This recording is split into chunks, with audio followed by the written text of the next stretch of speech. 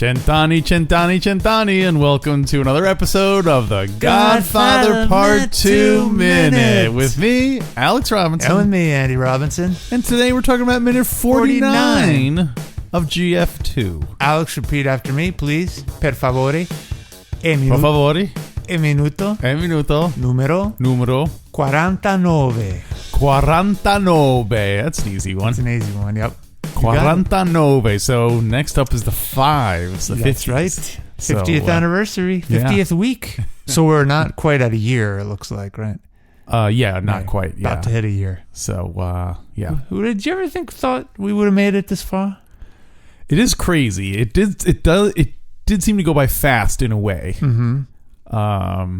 What was more likely? Us to get to this point in GF2 or Joey Zaza to survive that horse attack? He's not surviving that horse attack. Well, you won't see Joey no more. Speaking of which, I looked up, because whenever I go to look up the minute, I can choose from GF1 or GF2. So GF1, you want to guess what was going on in this minute? Oh, I forgot. 49. I think Luca Brazzi's dead. I think I think Michael is pushing Don Vito around in the hospital, pushing his bed around, trying to hide him. There is pushing going on in the minute, but not those two characters. All right. It's Sonny pushing Pete Clemenza around when he comes in and says, "The word on the street, his father's already dead." And watch your mouth. So it's interesting that there are two scenes of someone threatening someone in minute 49.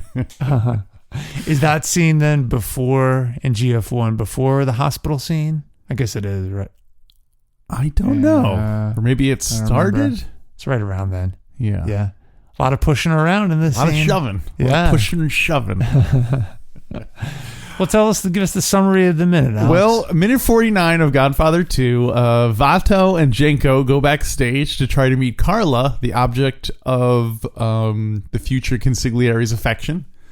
There, they come across a harrowing scene. Don Fanucci, a.k.a. the Black Hand, shaking down the theater owner and holding a knife to the young actress's terrified alabaster face. Mm-hmm. Total shakedown. Total shakedown. Now we know that the actress is the daughter of the theater owner. Mm-hmm. I assume it's the owner of the theater that he's shaking down. Yeah, that's what I thought too. Which totally makes sense because she's not a good actress. So you could tell it's just kind of like, oh, is there a part for my daughter? Yeah. You know what I mean? Or, hey, we need someone to fill in. Or yeah, exactly. Yeah. Yeah. Because her part really isn't necessary. I mean, she just comes in and says, "A letter from home." You know what I mean? It could be on the table and you could just see it and go, "A letter from home." She's not really necessary. So that's. I don't think she's the tramp. I know each minute we've asked ourselves that. You don't think she's the tramp? I don't think she's the tramp that Don Panino references. Huh. You think she is? Well, just because she's so heavily made up. Who else is she? I keep thinking that's the theater thing. That's the actors. What do you mean? Them being very made up is something that has to do with just the acting profession. It has nothing to do with their characters. Because Don Panino himself looks like he's wearing lipstick. But I mean, he's wearing all brown and tan clothes, and she's wearing satiny purple clothes, and she just looks more colorful and maybe you're right. It's not conclusive because she doesn't seem, like you said, she doesn't seem very. Again, it might just be bad acting on her part that she doesn't seem very trampy. She seems kind of innocent and wide-eyed, and So, but that also might be Don Panino just projecting that on her because he's resentful of the fact that he's, maybe she's not even there, and he's just imagining all this. I think it's he thinks she's been dead the whole time. It's like a Sixth Sense kind of thing. Maybe that's his mama that he's imagining. It's one of those weird. That's the ghost of delivering her own letter to him. Or Don Panino has been dead the whole time. That's why the Black Hand left. Don Fanucci's like, I can't follow this. This makes no sense. My beak is dry. So, so she's got a role in this show, and she's being threatened backstage. getting threatened backstage by... Go ahead. Do you have a name of the theater owner? He's listed in IMDb as the impresario. Okay. So, I actually have the actor's name is Ezio. How would you say that? Ezio. Ezio Flagello, Flegelllo. Ezio Flagello, and he didn't have too many other film credits, but an opera singer in his regular life. He had 528 performances at the Metropolitan Opera. Wow. So I wonder if like opera fans, when they saw this, go, "It's Enrico Flagello." Yeah. It's Ezio Flagello. Yeah. So that's playing a theater owner. That's funny that he's also in the theater. Yeah, right at home. Yeah. But no other information about the character and stuff. Well, the character, the very first bit that Genco and Vito witness through the doorway is the theater owner, the impresario, trying to put off Don Fanucci. He's like, "Oh, tomorrow. Come back tomorrow." Yeah. And Don Fanucci's like, Domani, it's always tomorrow with you. Yeah. And that's when he makes the move and grabs the girl. So is that a sign also that Don Fanucci is kind of a weak thing? Because the fact that he has been getting put off, theoretically he came back yesterday. He was here yesterday, and the impresario said, "Oh, come back tomorrow." And then Don Fanucci's like, "Okay, I come back tomorrow." It might be. And what's cool about this, we talked about it last week, is there are signs of both, that Don Fanucci is strong, but that he's weak too. Yeah. And maybe that's the subtlety that's great about these scenes, is that Don Vito is picking up on both of those. Yeah, that's true. And that's why he realizes there's an opportunity, an angle he can take. Yeah. He's probably thinking, why wouldn't he have collected yesterday? Like, why tomorrow? Why does he keep trying to tell me you were here yesterday and you didn't collect? Yeah. I was wondering. So Don Fanucci told the impresario told Don Fanucci to come back. Don Fanucci never should have let him get away with that. Yeah. Like Hitler at Munich. That's true. We were all real proud of Don Fanucci when he enlisted against the. Well, so that's why he was. They didn't let him in the army. By the way, his beak was too wet. That's one of those like 503 exemptions. Oh yeah. Doc said I got a wet beak. I can't serve. What a wet beak over there. So because clearly Genco is like, let's get out of here. And Vito kind of like lingers by the door a little bit when they're leaving. But it made me wonder, is him saying, "Let's go," was that his first advice as consigliere? He's like, "Don, we can't do this. This isn't a good time to, And which is bad advice. Why? Or I guess it is good advice. Because if they had gone at that point, who knows where it would have gone. Right. Yeah. But overall, I think Genco is saying, don't mess with Don Fanucci. Yeah. Which is bad advice, which is why Don Vito ends up asking Genco to be his concierge. The whole time. It's like, you don't give me good advice, so you can be my concierge. Thank you, Don Vito. They should have had Genco be like, "Come on, let's go. There's a good restaurant around the corner. I can get us a reservation there right now." Because he's always like, "Taxi." All his advice is always like, just don't get involved, don't make a move, be happy where you are, all the things that don't help him get forward. Well, he might be in a way, it's kind of like, despite the fact that it's kind of like he's basically being like Tom Hagen.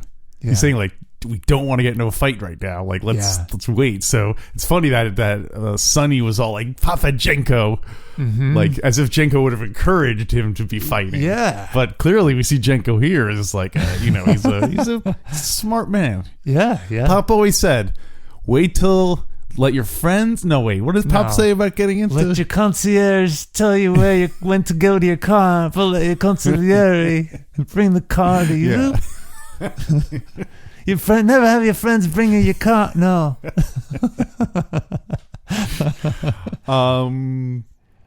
So yeah, and Don Fanucci only takes 2 bills because he just the impresario says take all of it, take it all, it all, and Fanucci, being a reasonable man, a fair man, only takes 2 bills. Yeah, I mean, we don't know if they were ones, 10s, 20s, 100s, 50s or 100s, but I'm surprised though because I would have thought that a theater of this type, they mostly would have been the small bills or coins, you know what I mean? Like pennies, nickels, because back then stuff was a lot cheaper. So I'm surprised there are any bills in it. Yeah, good point. If Don Fanucci dumps out like a sack of coins, it would seem less impressive if he just took a bunch of 4 coins out and then left. That's it? He's fighting over 75 cents? Yeah. So maybe that's what slows him down all the time. I mean, he's like walking around all the coins. You always with the coins. You can always hear him coming because it's the jingle jangle of like so many judges in his pocket. Oh, that's right. Yeah. You're a Marx Brothers fan and amateur historian, right, Alex? That's very true. What was the story with the Marx Brothers getting paid in coins? Wasn't there one? I think there was one story where they were on vaudeville and they were touring and there was some theater owner who owed them a bunch of money and he gave it to them all. Like he went to the train station and dumped $40 worth of pennies on the floor. And said, "Here's your pay," and then purposely just to make it inconvenient for them, gave it, dumped it all in pennies. Oh my gosh! I think they got some revenge on him somehow, but I don't remember the specifics of it. Well, they did. So there was bad blood between them. Yes. The theater owner didn't think he should have paid or something. Some disagreement. Something like that, yeah. Wow. Huh? When was the last time you paid with a lot of change? That's a good question. Yeah, it's hard to remember. I mean, I hardly use cash. Hardly use cash. Period. Yeah. You know what I mean? Yeah. Except for certain businesses that only take cash. Yeah. But it's a good question. Coins. I mean, we have we have one of those. We have a little piggy bank. We moved to Portland about 6 years ago, almost, and we have this little piggy bank, and we've been putting coins in it. And it's not filled up yet. Years, 6 years. We have not opened it yet. It's getting close to full to capacity. But, cool. But yeah, that just shows you how little coins we actually wind up with. I think there's still a coin shortage too. Is there really? During the beginning of the pandemic, there was. That's so weird. Yeah. Why do we even have coins anymore? Just round it up or down. Yeah. Anyway. Yeah. Well, speaking of money. Yeah. I looked up some more information about our old friends, the Black Hand. Oh, cool. So, because we were wondering what was the difference? Is it an offshoot of the Mafia? And that's what Puzo wrote. He wrote that it is an offshoot of the Mafia. But I think that's all he writes about the Black Hand. Well, the Black Hand is an American thing. It wasn't a thing in Sicily. It was started when Italian immigrants came to America, and their thing was primarily extortion. Like, boy, it would sure be, obviously, as we can see here, it's sure be a bad thing if this happened to your, if something bad happened to your business. And the way they would generally convey their threats via letter. Really? And the letter would say, like, if you don't give us money. And then they would put symbols on the paper to, like either a skull or a knife with blood dripping out of it, or stuff like that. And they would have a black hand was like the thing. And then once newspaper reporters just started calling it the Black Hand because that was like the symbol that they thought was the coolest. What did the symbols represent? I don't think it was any. I don't think it was like, arson was this. I think it was just kind of general. Like they're just. Also, I'm surprised because, I think they mostly targeted wealthier immigrants. Obviously, people who are poor might not be able to read and also don't have any money anyway. It makes sense that they would shake down business owners and stuff. But those were the original emojis. Yeah. Right? Arson. Yeah. I like your idea, though, that they should have had a different one for each type of crime they were going to do. Yeah, like a knife in a girl's head, for this one. Didn't you get my letter? I sent the letter with the girl head and the knife. I wonder if modern criminals are hopefully adapting emojis into their crime. Yeah, it's great. unhappy face. The poop emoji. Oh yeah. The poop emoji means we're gonna leave poop on your front door and light the bag on fire. According to Wikipedia, 90% of Italian immigrants at one point were threatened by the Black Hand. Whoa. So I guess it wasn't just upper crust people if they were. Yeah. If it was that. This is just in New York. Well, the Black Hand by 1900 had basically was based in Philly, Chicago, New Orleans, Boston, Detroit, New York City, and Scranton, Pennsylvania. Whoa! Boy, Scranton, how'd you get on that list? Dunder Mifflin, the original Black Hand. Oh, they were the ones who did all the printing of those letters. That's how they made their money in the paper businesses. So their thing was primarily, unlike the mafia, which would also deal in drugs or women or booze. The Black Hand is strictly extortion. Yeah, okay. So It seems like the mafia does some Black Hand things, but the Black Hand does not. You know what I mean? Yeah. Because obviously the mafia also extorts people. Yeah. But the Black Hand is strictly extortion. And I'm surprised they got so big. Well, I don't think it was one big organization. I think it was just like local... Yeah, locals. Did you need permission to start your own chapter of the Black Hand? I don't think it was that organized. It was probably they're probably all knockoffs of the original, and they were just benefiting from the reputation of the original Black Hand. Its reputation would precede it. Yeah, right. Yeah, that makes sense. And probably because what the mafia, what we think of as the mafia started in like the 20s. So probably the mafia kind of took over the Black Hand. You know what I mean? Like you either had to become part of an organized crime or you were pushed out because they don't want other people extorting people on their, on their turf. So, and these are the early days of New York too. So it's kind of probably like the Wild West. They're still like getting organized. Yeah. It does not seem like a good business model if you're an organized crime to just do one activity you got to diversify to have a niche. Yeah, you definitely want a variety of things because one thing could take out your whole business model. Yeah, right. If one, it's like investing. You want to have different. You want to have a well-rounded portfolio. Diversification. You want to have women. You want to have drugs and saving the gambling for last. But drugs. That's a dirty business. Most people regard women or booze as harmless vices. Wow, when you really look at Michael Corleone's plan, it really was, in a sense, a great business plan because he saw the evolution, them starting out with just the rackets, just the gambling, but then he saw it like you eventually have to get into business, into owning things and getting into casinos, legal casinos, right? But then ultimately getting out of that so you can have like a big international company that is truly diversified. I guess it depends on your goal, I guess. Yeah, because I think one of the things like with the Jewish mafia that they say the Jewish mafia kind of dispersed because basically all the Jewish gangsters sent their kids to college, and then those kids became lawyers, and then there was no need for the Jewish mafia anymore. That was the goal. The Italian mafia, almost like the not the downfall exactly, but they kind of they loved the gangster lifestyle. Yeah. So like they didn't want to get out of it because they loved roughing guys up and not having to pay taxes and do paperwork. They never evolved. Yeah, well, I'm sure it did evolve to some extent, but they never got past that stage of like. Okay, they never got to the point where you go legit. They just kind of, kept it going.